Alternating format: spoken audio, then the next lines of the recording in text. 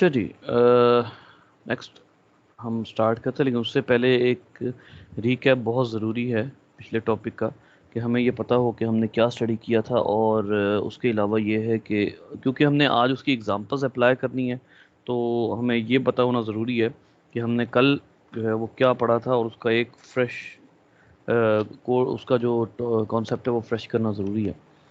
थोड़ा सा कल का एक आइडिया ले लेते हैं। हमने कहा था कि जो वाटर पोटेंशियल है उससे रिलेटेड कुछ टर्म्स हमने जो हैं वो कल स्टडी की थी। फॉर एग्जांपल, अगर एक हम बात करते हैं,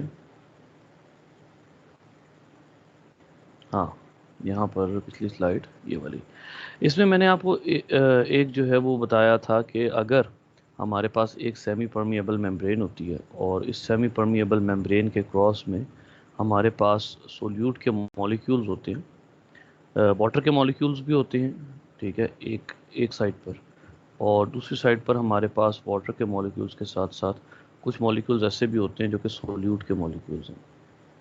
जैसे एक बड़ा सारा मॉलिक्यूल बना देते हैं, एक, दो, ठीक है। तो अब इसमें हमने ये कहा था कि जो सोल्यूट के मॉलिक्यूल्स होंगे वो चार्ज्ड होने की वजह से अपने साथ वाटर को अटैच कर लेंगे, ये बात हुई थी, ठीक है। और इसकी वजह से जो वाटर पोटेंशियल होगा, वो अगर ये चैम्बर ए है और ये चैम्बर बी है, तो जो वाटर पोटेंशियल होगा सोल्यूट मॉलिक्यूल्स के आने की वजह से, वाटर पोटेंशियल या kinetic energy of water molecule वो सडनली डिक्रीज हो जाएगी। ये हमने कल पढ़ा था, ठीक है। तो इधर इसका इसका मतलब ये होगा कि ए का वाटर पोटेंशियल जो है वो बी से ज़्यादा हो जाएगा, क्योंकि बी में आपको अपेरेंटली कोई भी सोल्यूट मॉलिक्यूल नज़र नहीं आ रहा है। सॉरी, ए में आपको कोई भी सोल्यूट मॉलिक्यूल नज़र नहीं आ रहा, और बी में सोल्यूट मॉलिक्यूल्स ने वाटर मॉलिक्यूल्स को ग्रैब कर लिया है। वाटर मॉलिक्यूल्स अब काइनेटिक एनर्जी शो नहीं कर रहे। ऐसी सूरत में क्या होता है? ऐसी सूरत में जब एक जगह पर वाटर पोटेंशियल ज़्यादा हो और उसके एडजेसेंट चैम्बर में वाटर पोटेंशियल कम हो, तो वाटर अपने पोटेंशियल के अकॉर्डिंगली मूव करता है, यानी higher concentration to lower concentration water जो है उसने मूव करना होता है।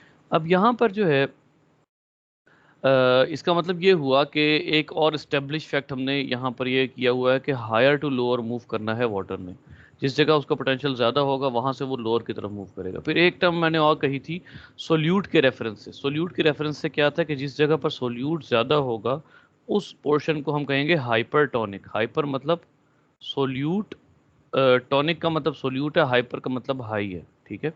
और उससे उसके ऑपोजिट जो दूसरा चेंबर होगा उसमें सोल्यूट जब नहीं होगा तो हम उसको कहेंगे, या कम होगा तो उसको हम हाइपोटोनिक कहेंगे। हाइपो का मतलब है लो, टॉनिक मीन सोल्यूट। इसमें यहाँ पे मैंने एक बड़ी इंपॉर्टेंट बात कही थी। इस जगह पर मैंने ये कहा था कि जो जिस जगह पर सोल्यूट ज़्यादा होगा उस जगह पर वाटर पोटेंशियल कम होगा। ये आप इस पिक्चर में देख सकते हैं। अगर सोल्यूट इधर ज़्यादा है तो यहाँ वाटर पोटेंशियल कम है। बी चैम्बर में सोल्यूट ज़्यादा है। दो सोल्यूट के मॉलिक्यूल आपको नज़र आ रहे हैं यहाँ पे, ठीक है। ये सोल्यूट का मॉलिक्यूल है और एक ये सोल्यूट का मॉलिक्यूल है। यहाँ सोल्यूट का मॉलिक्यूल कोई नहीं है। तो इसका मतलब है कंपैरेटिवली, मैंने ये बात आपको पिछले 3 दिन से कह रहा हूँ कि ये टर्म्स कंपैरेटिव है, ठीक है। अगर आप एक चैम्बर को हाइपरटोनिक कह रहे हैं तो उसको किसी चीज़ के रेफरेंस से कहेंगे कि वो हाइपरटोनिक है, यानी उसमें सोल्यूट ज़्यादा है। बी को अगर आप हाइपरटोनिक कह रहे हैं तो वो ए के रेफरेंस से कह रहे हैं, यानी B has more solute than A. तो ये आप रेफरेंस क्रिएट करते हैं। तो अगर बी जो है उसमें सोल्यूट ज़्यादा है, ए में कम है, तो बी इज़ हाइपरटोनिक देन ए। और अगर ए में सोल्यूट कम है, वाटर ज़्यादा है, तो बी है is hypotonic than A is hypotonic, क्योंकि सोल्यूट कम है उसमें, तो A is hypotonic than B. ये हमने एक जो है वो कल डिटेल में देख लिया था। फिर इसके अकॉर्डिंगली हमने कुछ एक्सपेरिमेंटल जो है वो एग्जांपल्स भी देखी थी। जैसे फॉर एग्जांपल मैंने आपको कहा था कि अगर मैं एक सेल सेल क्योंकि एक सिस्टम है, ठीक है, लिविंग सिस्टम है, अगर मैं एक सेल प्लेस कर देता हूँ ऐसे कंटेनर में जिस कंटेनर में मेरे पास वाटर पोटेंशियल ज़्यादा है। वाटर पोटेंशियल ज़्यादा से मुराद ये है कि अगर मैंने सेल प्लेस किया है तो सेल में वाटर पोटेंशियल कम है। बार बार वही बात आ जाती है कि कंपैरेटिव टर्म्स हैं, ठीक है। तो सेल में वाटर पोटेंशियल कम है, और जिस इन्वायरमेंट में सेल को आपने पुट किया है यानी वाटर में, उसमें वाटर पोटेंशियल ज़्यादा है। तो इसका मतलब है कि वाटर हायर से लोअर में जाएगा, यानी बाहर से अंदर की तरफ जाएगा, क्योंकि अंदर वाटर पोटेंशियल कम है, ठीक है। अगर अंदर वाटर पोटेंशियल कम है तो एक और बात यहाँ से आप ऑटोमेटिकली कंक्लूड कर सकते हैं कि जिस जगह पर कंपैरेटिवली वाटर पोटेंशियल कम होगा वो मीडियम कंपैरेटिवली हाइपरटोनिक होगा, क्योंकि अगर वाटर पोटेंशियल कम है तो सोल्यूट ज़्यादा है, और जिस जगह पर वाटर पोटेंशियल ज़्यादा होगा वो उस मीडियम में जो सोल्यूशन होगा वो हाइपोटोनिक होगा, यानी उसमें सोल्यूट कंपैरेटिवली कम होंगे। तो वाटर जब लोअर वाटर पोटेंशियल की वजह से सेल के अंदर जाएगा, क्योंकि सेल में वाटर पोटेंशियल कम है, तो वाटर जब लोअर वाटर पोटेंशियल की वजह से सेल के अंदर जाएगा, हायर टू लोअर यानी बाहर से अंदर की तरफ, तो सेल हो जाएगा स्वेल। इस टर्म को हमने नाम दिया था टर्जिडिटी। टर्जिडिटी यानी सेल का स्वेल हो जाना टर्जिडिटी कहलाता है। और जो प्रेशर अंदर से वैक्यूल, क्योंकि सारा वाटर वैक्यूल में जा रहा है, तो प्रेशर जो अंदर अंदर से वैक्यूल एक्सर्ट करता है उसको हम कहते हैं टर्गर प्रेशर। एक ये टर्म पड़ी थी। फिर मैंने आपको ये कहा था कि प्लांट सेल अगर उसमें वाटर चला जाता है तो वो स्वेल नहीं हो, वो बर्स्ट नहीं होगा, स्वेल हो जाएगा, यानी टर्जिड हो जाएगा, बर्स्ट नहीं होगा। बर्स्ट क्यों नहीं होगा? Due to cell wall. Cell wall जो है वो it would prevent it from bursting. इसके आगे आ जाइए, एनिमल सेल।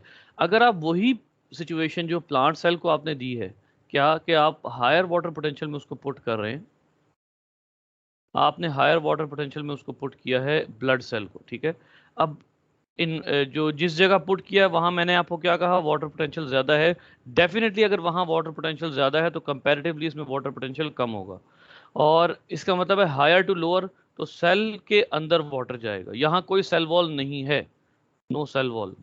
लिहाजा अगर ज़्यादा सारा वाटर सेल के अंदर चला जाता है तो सेल क्या हो जाएगा? बर्स्ट हो जाएगा, सेल बर्स्ट हो जाएगा, ठीक है। तो एनिमल सेल में ज़्यादा वाटर नहीं जाना चाहिए। उसके बाद आते हैं प्लांट सेल की सिचुएशन, हमने अगली की थी लोअर वाटर पोटेंशियल।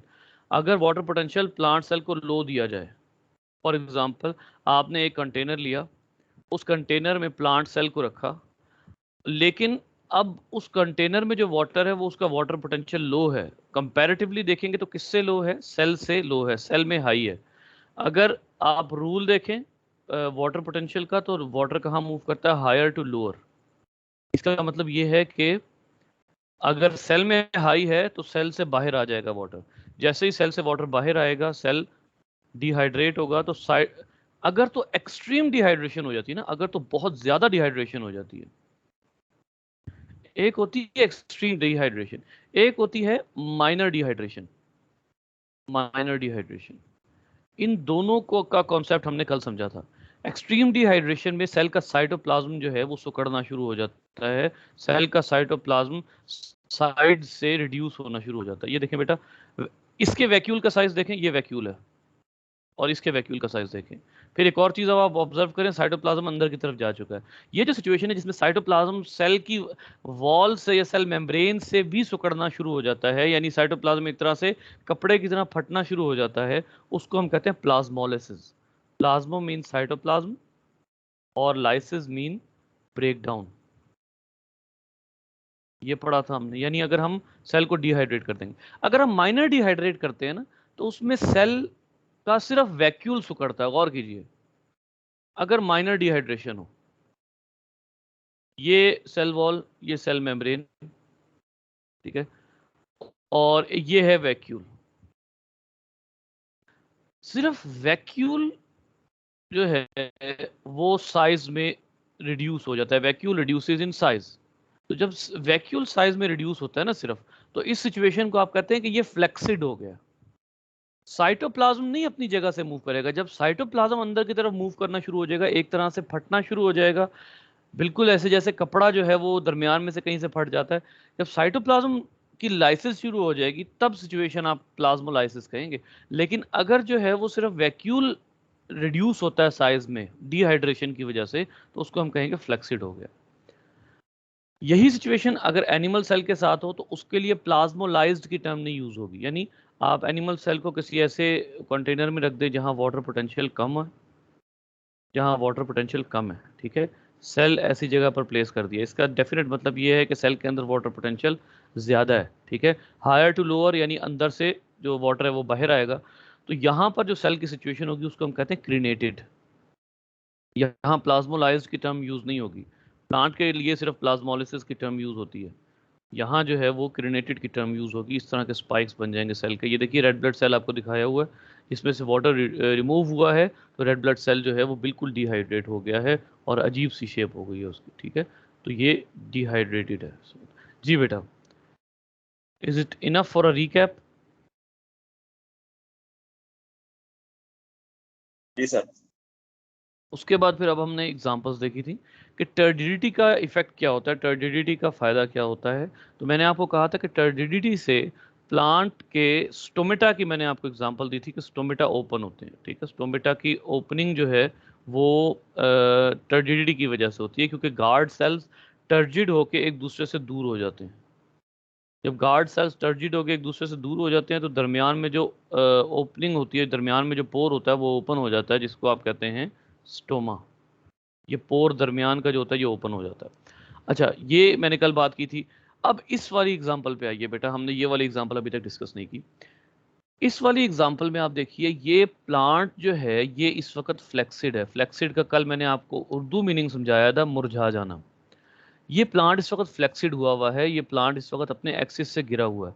अगर इस प्लांट को आप वाटर देते हैं, if you water this plant, का क्या सॉरी आपने फ्लैक्सिड का मीनिंग क्या था अभी उर्दू में? एक बेटा आपकी आवाज ना कट गई, दोबारा रिपीट कीजिएगा।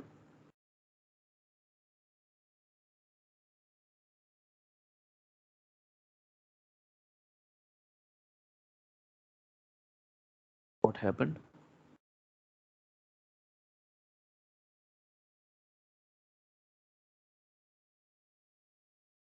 बेटा ये बायो का स्टूडेंट हैं?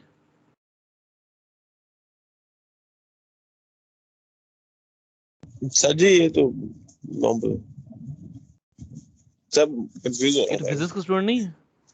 Yes sir. सर लेकिन वो अभी चेक कर सकते हैं ना एक दूसरी क्लासों में जाके, ताकि वो माइंड चेंज हो जाए, बिजनेस वाले यहाँ पे आ जाए अच्छा वहाँ अभी पे स्टिल, ओके ओके साइड ठीक है ठीक है सीएम के ठीक, लिए।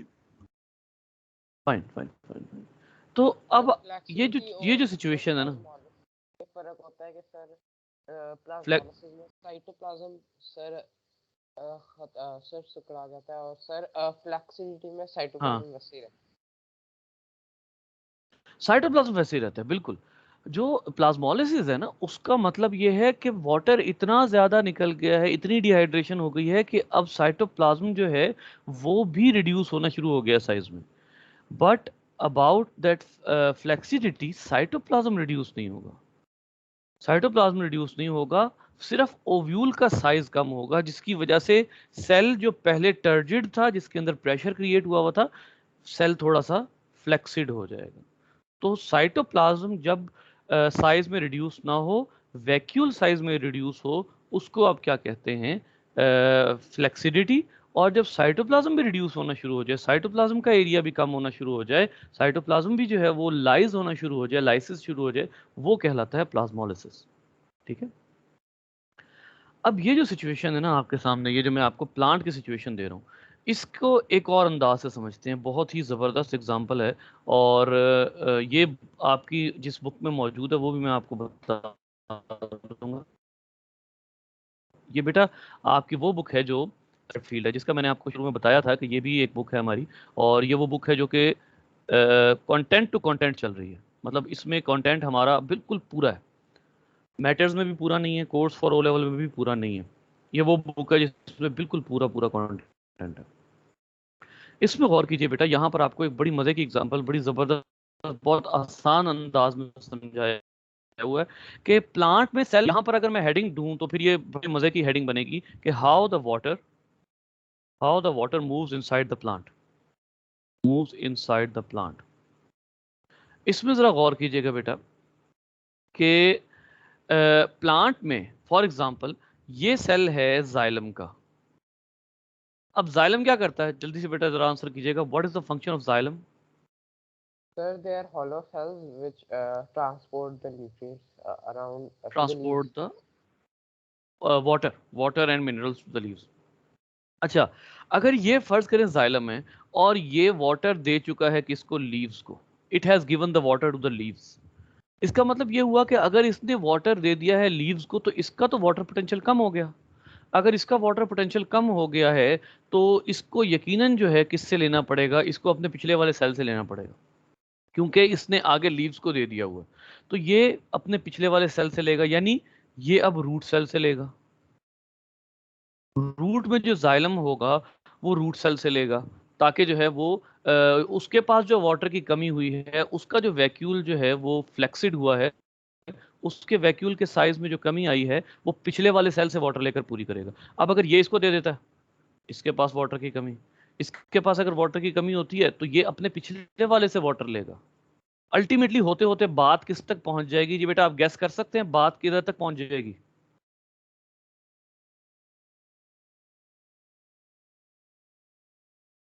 सर तीनों में मीडियम वाटर पोटेंशियल हो गया। अल्टीमेटली बात पहुंच जाएगी बेटा रूट हेयर सेल तक। और रूट हेयर सेल क्या करता है? Sir it's water. ये सॉइल वाटर एब्जॉर्ब करता है। इसका मतलब Yes, ये sir. है कि बेसिकली जो प्लांट में वाटर मूव करता है वो किस तरह करता है कि जब लीफ को वाटर दे दिया जाता है तो जाइलम जो है सारा वो रूट से वाटर लेता है, और रूट के सारे सेल अपना अपना वाटर दे के अल्टीमेटली वाटर किससे लेते हैं? रूट हेयर सेल से वाटर लेते हैं, और रूट हेयर सेल सॉइल से लेता है। ये जो आपके मैंने बनाए हैं दीज आर सॉइल पार्टिकल्स, ये सॉइल पार्टिकल्स है, और इन सॉइल पार्टिकल्स के दरमियान में जो है वो यहाँ पर वाटर मौजूद होता है। ये वाटर जो है ये रूट लेती है, ठीक है। तो इसका मतलब ये हुआ कि स्टेप बाय स्टेप ट्रांसफर होती है किसकी? वाटर की रूट के अंदर, ठीक है।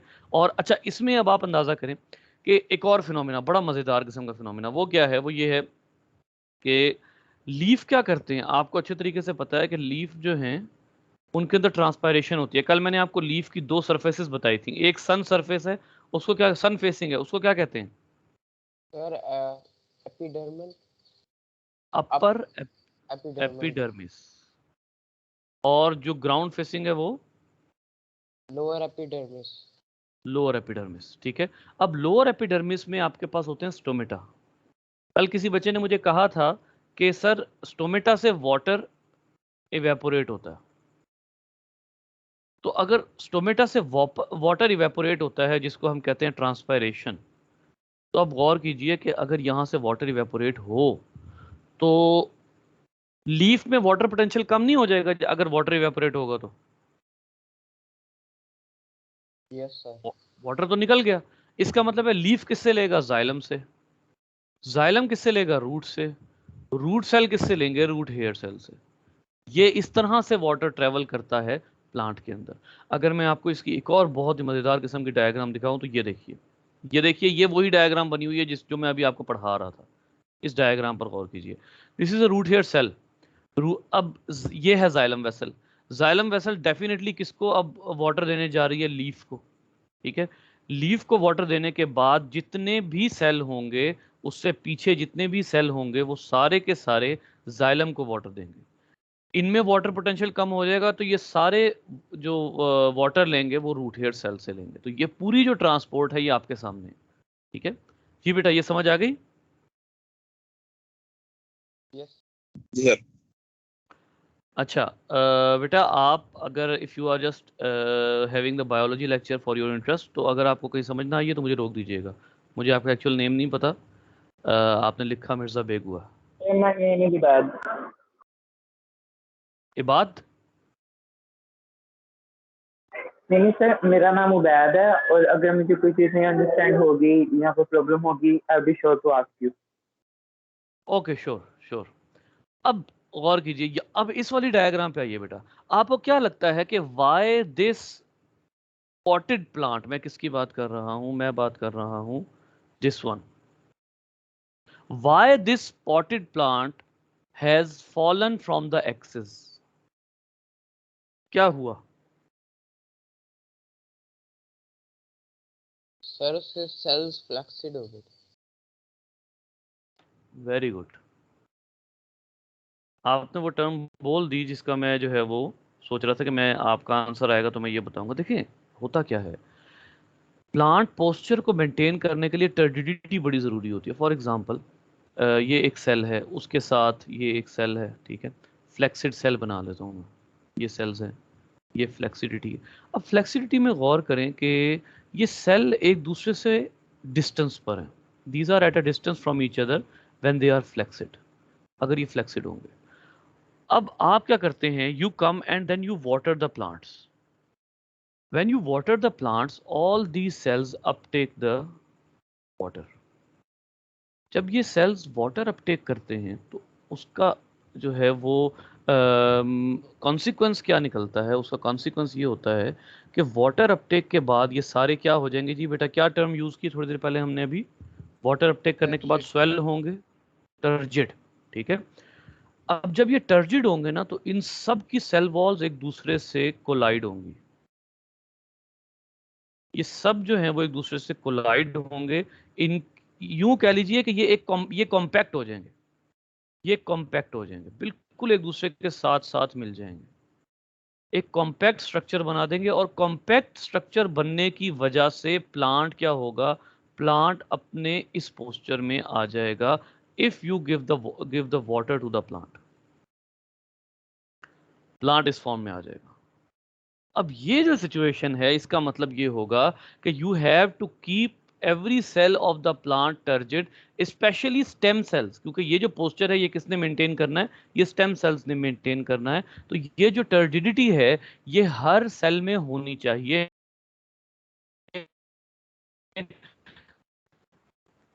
ताकि हर सेल प्लांट के स्ट्रक्चर जो है ये अपना पोस्चर मेंटेन रख सके। ठीक है, स्टेम का पोस्चर दो चीजों के लिए बहुत जरूरी है, एक फोटोसिंथेसिस है, दूसरा पॉलिनेशन है। अगर ये पॉलिनेशन करता है तो इसके लिए स्टेम का ये पोस्चर बहुत ज़्यादा ज़रूरी होता है। That is why the stem has to be turgid and in erected posture. ठीक है, ये जो है वो जी बेटा क्लियर हो गया? Yes sir.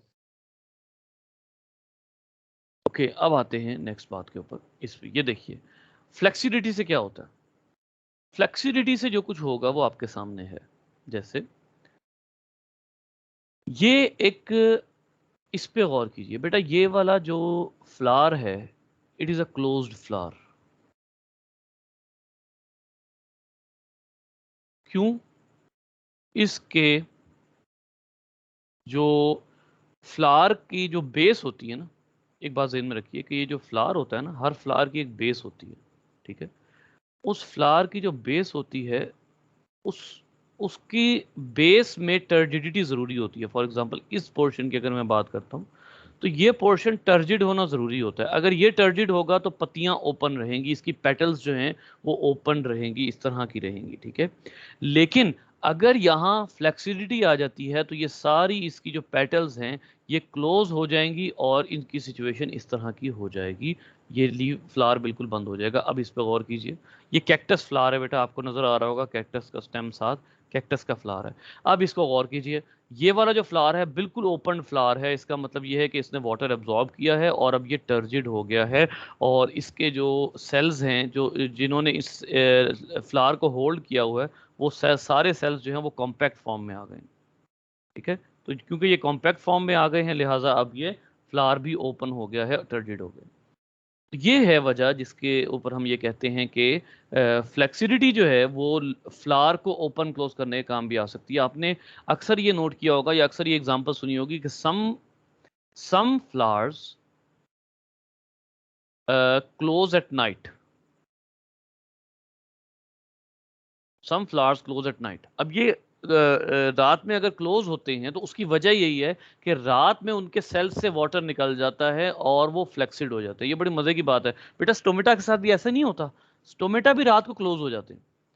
स्टोमेटा भी रात को क्लोज हो जाते हैं, क्यों? क्योंकि उनमें से भी वाटर रिमूव हो जाता है, वो फ्लेक्सिड हो जाते हैं। बिल्कुल ऐसे ही ये रात के टाइम में कुछ फ्लावर्स ऐसे होते हैं जो कि जिनके सेल्स में से वाटर रिमूव हो जाता है और वो फ्लेक्सिड हो जाते हैं और फ्लेक्सिड होकर क्लोज हो जाते हैं। ठीक है, इधर देखिए ये आपके जो है ये कुछ सेल्स हैं, जैसे ये अनियन एपिडर्मिस है, ये अनियन है। मैं इंशाल्लाह इसका एक्सपेरिमेंट आपको करवाऊंगा। अनियन में से वाटर निकाल दें तो देखें साइटोप्लाज्म का क्या हाल हुआ है। अब ये प्लाज्मोलाइज्ड हुए हुए, ये फ्लेक्सिड है बेटा, दिस इज फ्लेक्सिड। ये प्लाज्मोलाइज्ड हुए हुए हैं, अंदर से सारा वाटर रिमूव हुआ है और साइटोप्लाज्म इवन जो है वो डी शेप हो गया है। साइटोप्लाज्म डी शेप हो गया, इसका मतलब है कि अब वो जो सेल है वो प्लाज्मोलाइज्ड है। जब तक साइटोप्लाज्म डी शेप नहीं होगा वो फ्लेक्सिड जरूर होगा, वो प्लाज्मोलाइज्ड नहीं होगा। ठीक है, आपने ये प्लांट शायद कभी देखा हो, माइमोसा, इसको टच मी नॉट भी कहते हैं। यस सर, इसको सर आप कहे तो सिक्के लीव्स को। हो जाता है। उसके लीफ बंद हो जाते हैं।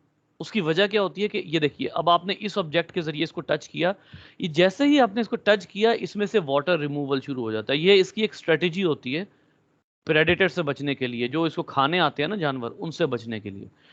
जैसे ही आप इसको टच करते हैं वाटर रिमूव होता है। तो अब आप गौर कीजिए, ये तो बहुत, सॉरी, तो सर जो स्मॉल इंसेक्ट्स होते हैं काफी, ये सिर्फ उनको इसमें कैप्चर कर सकते हैं ना? बेटा आपकी आवाज दरम्यान में कट गई, क्वेश्चन पूरा नहीं आया मेरे तक, रिपीट कीजिए। मैंने कहा जो सिर्फ स्मॉल इंसेक्ट्स होते हैं, ये सिर्फ उनको ऐसे कर सकते हैं ना? नहीं, ये वो वाला नहीं है बेटा, ये वो वाला नहीं है, वो और है। वो है जिसको आप कहते हैं वीनस फ्लाई ट्रैप। उसके पत्ते जो हैं वो वो ऐसे बंद हो जाते हैं और वो इंसेक्ट्स को ग्रैब कर सकता है। वो और प्लांट है, ठीक है। उसमें भी वाटर रिमूवल ही होता है, लेकिन वो और प्लांट है, ये और प्लांट है। ये सिर्फ पत्ते बंद कर रहा है। ये शिकार, ये सॉरी, ये सिर्फ टच करने से अपने आप को, मतलब लीफ को क्लोज कर लेता है? जस्ट लीव को क्लोज कर लेता है ये, बस। ये वो वाला प्लांट नहीं है, वो मैं आपकी अभी पिक्चर निकालता हूँ उसकी। सो अब आप देखिए इन सारे लीव्स को एक दफा देखिए, जितने लीव्स हैं, और उसके बाद इसको देखिए। आपने सिर्फ इसको टच किया और ये पूरा का पूरा जो इसका लीफ था ये बंद हो गया। इसके लीव सारे के सारे एक दूसरे के साथ आपस में आकर मिल गए और बंद हो गए। अब ये आपको क्या बता रहा है? ये आपको ये बता रहा है बेटा कि ये इन सब में से, इन सब की बेस से, बेसिकली इसकी जो बेस थी ना, इसकी बेस में से वाटर रिमूवल हुआ। कलर एक तो इसकी जो बेस है उसमें से वाटर रिमूव हुआ है, और जिसकी वजह से वाटर रिमूवल, और इसकी वजह से जो है ये एकदम से सारा वाटर इसमें से निकल गया, सारा फ्लैक्सिड हो गया, ठीक है। लेकिन बाकियों को क्योंकि आपने टच नहीं किया, बाकी अभी तक टर्जिड ही हैं। These are not getting flaccid. ये बेटा क्लियर? सर एक सवाल है। जी जरूर। सर जब एक सेल प्लाज्मोलाइज हो जाता है तो सर जब उसको दोबारा वाटर देते हैं तो वो फिर दोबारा रिपेयर हो जाता है कि वो प्लाज्मोलाइज ही रहता है? बेटा प्लाज्मोलिसिस जो है ना, उसमें प्लांट का सबसे बड़ा एडवांटेज ये है कि सेल डेथ नहीं होती। प्लाज्मोलिसिस ज़रूर होती है, साइटोप्लाज्म जो है वो डिहाइड्रेट होके बिल्कुल जो है वो कॉन्ट्रैक्ट ज़रूर हो जाता है और अंदर की तरफ ज़रूर आ जाता है। लेकिन जब एक दफ़ा दोबारा आप उसको वाटर देते हैं तो इट कैन बी अलाइव, दोबारा से जो है वो हो सकता है, ठीक है। It can become alive. तो ये एडवांटेज तो है प्लांट का। तो इसलिए जो है वो इसमें कोई ऐसी बात नहीं होती कि अगर आपने वो बिल्कुल ख़त्म, हाँ अगर तो सेल डेड हो जाए, अगर तो इस हद तक बात चली जाए कि अब सेल डेड हो चुका है, फिर जाहिर है फिर आप उसको दोबारा से वाटर देते करते भी रहते हैं, वाटरिंग करते भी रहते हैं, it would be of no benefit. वो प्लांट अब डेड हो चुका है, ठीक है। तो वो डिपेंड करता है कि आप किस सिचुएशन में उसको वाटरिंग कर रहे हैं। ठीक है सर। ओके, अब यहाँ पर ये एक दो इन्वेस्टिगेशंस हैं। ये इन्वेस्टिगेशंस बेटा मैं आपको इसलिए रेफ़र कर रहा हूँ, बहुत गौर से सुनिए। ये जो इन्वेस्टिगेशंस हैं, these are asked multiple times in P1 as well as P2। एक ये इन्वेस्टिगेशन क्या है कि showing the osmosis in the living tissue. आपके पास एक कंटेनर है, उस कंटेनर में आपके पास हाइपरटोनिक सॉल्यूशन है। जी बेटा, हाइपरटोनिक का मतलब क्या है? इसके वाटर पोटेंशियल क्या होगा? सर इसका वाटर पोटेंशियल कम है। पक्की बात है? Yes sir. देख लेना। Yes sir. ओके, ठीक हो गया, आपका आंसर ठीक है। आपने एक सॉल्यूशन में जो है वो एक, ये आपके पास पोटैटो स्ट्रिप है, एक पोटैटो की आपने, ये आप घर पे कर सकते हैं, ठीक है। ये कैसे कर सकते हैं बताता हूँ आपको। ये आपके पास एक पोटैटो स्ट्रिप है, पोटैटो स्ट्रिप आपने एक हाइपरटोनिक सॉल्यूशन में रख दी जिसका वाटर पोटेंशियल कम है। What would happen to this strip? ये स्वेल होगी या ये साइज में रिड्यूस होगी? इसकी सर ये रिड्यूस होगी। डिक्रीज होगी। जी, ये सर रिड्यूस साइज होगी, में आई गेस डिक्रीज हो, जैसा जी, रिड्यूस हो। क्योंकि इससे वाटर रिमूव हो जाएगा। आपके पास सॉल्यूशन बाहर हाइपरटोनिक का वाटर पोटेंशियल कम है, इसका मतलब है कंपैरेटिवली इसका वाटर पोटेंशियल ज़्यादा है। तो ये साइज में रिड्यूस हो जाएगी क्योंकि वाटर आउटसाइड मूव कर जाएगा। बेटा ये जो इन्वेस्टिगेशन है ये आप घर पे कैसे कर सकते हैं, बहुत मज़ेदार किस्म की बात है कि घर पे आप क्या करें, आप ना एक ग्लास लें, उस ग्लास के अंदर पानी डालें, पानी डाल के उस ग्लास के अंदर आप जो है वो कोई 2 को चम्मच नमक डाल दें, ठीक है, और उसमें एक पतला सा, जैसे वो नहीं होता फ्रेंच फ्राइज होते हैं ना हमारे, चिप्स होते हैं, ठीक है, उस साइज का कोई एक जो है स्ट्रिप उसमें डाल दें। और बहुत बड़ी भी ज़रूरी नहीं है, ये जो हमारे उंगलियों के 2 पोर्स होते हैं ना, इतनी काफ़ी है, इतनी लेंथ की बहुत है, इससे भी छोटी हो तो और अच्छा है, जल्दी रिजल्ट आ जाएगा आपके एक्सपेरिमेंट का। तो आप जी उस सर। हाँ, एक काम आपने करना है, एक स्केल लीजिएगा, जो हमारा आर्म स्केल होता है, वो स्केल लीजिएगा और उसकी जो है वो लेंथ आपने मेजर कर लेनी है, कितने सेंटीमीटर का है, सेंटीमीटर्स में मेजर कीजिएगा, ठीक है, सेंटीमीटर में उसको मेजर कीजिएगा, उसके बाद आपने उसको प्लेस कर देना है, and you should be watching the result exactly after 24 hours. और 24 आवर्स के बाद आपने वो स्ट्रिप निकालनी है और उसकी लेंथ मेजर करनी है, आपने ये देखना है कि क्या हुआ उसके साथ, ठीक है। तो ये एक्सपेरिमेंट आपके सामने हो जाएगा। क्लियर है? जी सर। ठीक है सर।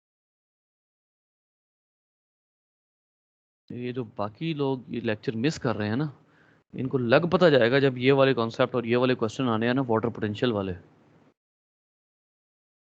ये अच्छा खासा टेक्निकल टॉपिक है, यस यस सर। छोटा मोटा टॉपिक नहीं है ये।